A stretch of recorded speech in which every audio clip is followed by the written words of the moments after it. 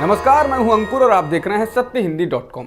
आइए एक नजर डालते हैं अब तक की सुर्खियों पर। बीते 24 घंटों में कोरोना संक्रमण के 2,58,089 नए मामले सामने आए हैं और 385 लोगों की मौत हुई है।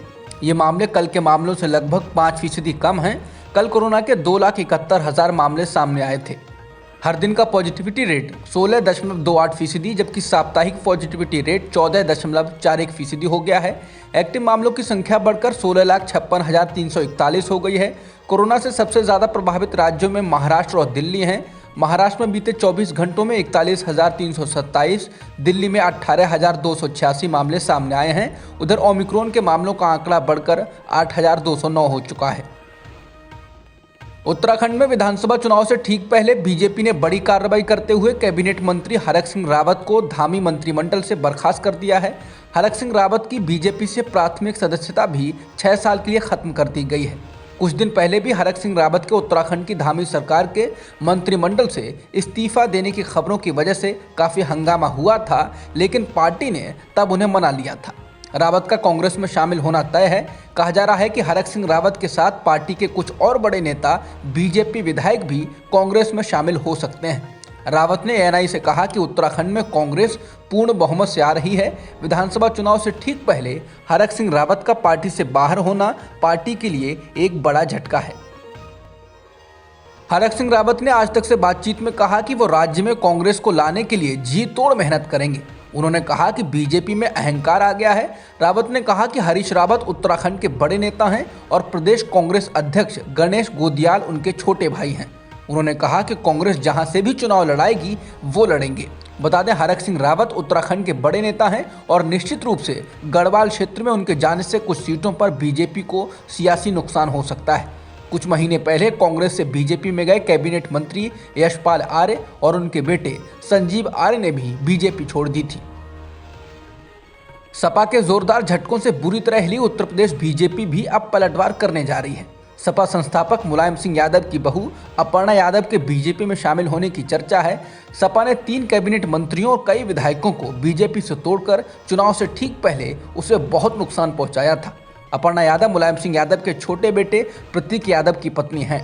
अपर्णा यादव ने 2017 के विधानसभा चुनाव में लखनऊ कैंट सीट से चुनाव लड़ा था, लेकिन वो बीजेपी उम्मीदवार रीता बहुगुणा जोशी से 33,000 वोटों के अंतर से हार गई थी। ऐसी चर्चा है कि बीजेपी अपर्णा यादव को चुनाव में टिकट दे सकती है और इसी शर्त पर वो बीजेपी में आने को तैयार हुई हैं। अपर्णा यादव कई बार मोदी सरकार के फैसलों का समर्थन कर चुकी हैं। उन्होंने राम मंदिर पर आए सुप्रीम कोर्ट के फैसले का समर्थन किया था और मंदिर निर्माण के लिए धनराशि भी भेजी थी। बीजेपी छोड़कर समाजवादी पार्टी में शामिल होने वाले स्वामी प्रसाद मौर्य की बेटी संघमित्रा मौर्य बदायूं से बीजेपी सांसद हैं। उनके पिता अपने बेटे उत्कृष्ट के साथ बीजेपी में टूट करने वाले मुख्य नेता रहे हैं, इसलिए संघमित्रा की बीजेपी में चुनौती बढ़ सकती है। इस सवाल के जवाब में इंडियन एक्सप्रेस से बात करते हुए संघमित्रा ने कहा, आपको हर जगह परेशानी का सामना करना पड़ता है। मैं उनका सामना करना जानती हूँ, मैं संघर्ष करना जानती हूँ। बता दें, मौर्य के इस कदम से उत्कृष्ट के लिए सपा से टिकट निश्चित हो सकता है, जो पिछले विधानसभा चुनाव में ऊंचाहार निर्वाचन क्षेत्र से सपा से हार गए थे। संघमित्रा का कहना है कि उसे यानी उत्कृष्ट को टिकट देना सपा नेतृत्व पर निर्भर है और अगर वो नहीं भी देते हैं तो मुझे यकीन है कि वो समर्पण के साथ काम करेगा। मैं राजनीतिक रूप से उनका समर्थन करने में सक्षम नहीं हो सकती, लेकिन उनकी बहन के रूप में उनका समर्थन करूंगी। उन्होंने कहा कि पार्टी अलग है, पार्टी की बात में पार्टी, परिवार अपनी जगह है।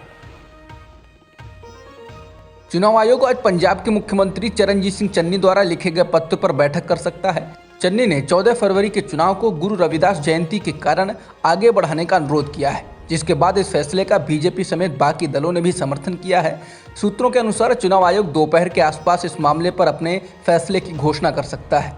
चन्नी ने मांग की है कि गुरु रविदास जयंती को ध्यान में रखते हुए कम से कम 6 दिनों के लिए चुनाव टाल दिया जाना चाहिए। चन्नी ने कहा कि राज्य की 32% अनुसूचित जाति समुदाय के प्रतिनिधियों ने उन्हें बताया है कि समुदाय के लोग बड़ी संख्या में 10 से 16 फरवरी तक उत्तर प्रदेश के बनारस का दौरा करेंगे और इसलिए वोट देने में सक्षम नहीं हो सकेंगे। 16 फरवरी को गुरु रविदास की जयंती है। छत्तीसगढ़ के मुख्यमंत्री भूपेश बघेल को रविवार को नोएडा में घर घर जाकर चुनाव प्रचार करना महंगा पड़ गया। पुलिस ने उनके खिलाफ नोएडा सेक्टर 113 पुलिस स्टेशन में एफआईआर दर्ज की। भूपेश बघेल नोएडा में कांग्रेस प्रत्याशी पंखुड़ी पाठक का चुनाव प्रचार करने आए थे। रिटर्निंग ऑफिसर ने कहा कि भूपेश बघेल ने इस कार्यक्रम के लिए जिला चुनाव अधिकारी से किसी भी तरह की अनुमति नहीं ली थी। घर घर प्रचार अभियान चलाने से कोरोना गाइडलाइंस की धज्जियां उड़ा दी गईं। 83 वर्षीय जाने माने कथक नर्तक पंडित बिरजू महाराज का रविवार देर रात को निधन हो गया। पद्म विभूषण सम्मान से सम्मानित बिरजू महाराज के निधन की जानकारी उनके पोते स्वरांश मिश्रा ने फेसबुक पोस्ट के जरिए दी। उनकी पोती रागिनी महाराज ने बताया कि 1 महीने से उनका इलाज चल रहा था, लेकिन बीती रात उन्हें सांस लेने में तकलीफ हुई, जिससे उन्हें तुरंत अस्पताल लाया गया। हालांकि डॉक्टर उनकी जान नहीं बचा पाए। राष्ट्रपति रामनाथ कोविंद और प्रधानमंत्री मोदी ने उनके निधन पर शोक जताया है। वैवाहिक बलात्कार यानी मैरिटल रेप को लेकर दिल्ली हाईकोर्ट में सुनवाई चल रही है। इसको लेकर बहस भी छिड़ी हुई है कि इसे अपराध माना जाना चाहिए या फिर नहीं। याचिका दायर करने वाले एनजीओस और महिलाओं का कहना है कि केंद्र सरकार इसे अपराध की श्रेणी में लाने के पक्ष में नहीं है, वो इसको लटकाना चाहती है। इस बीच कांग्रेस नेता राहुल गांधी ने कहा है कि सहमति समाज में कमतर आंकी गई अवधारणाओं में से एक है और महिलाओं की सुरक्षा सुनिश्चित करने के लिए इसे सर्वोपरि रखना चाहिए। जिसके बाद राहुल के इस बयान की काफ़ी चर्चा हो रही है। महिलाएं उनके इस बयान की जमकर तारीफ भी कर रही हैं। अब तक की खबरों में इतना ही। बाकी खबरों के लिए बने रहिए सत्यहिंदी.com के साथ। सत्य हिंदी का ऐप डाउनलोड करें गूगल प्ले स्टोर पर।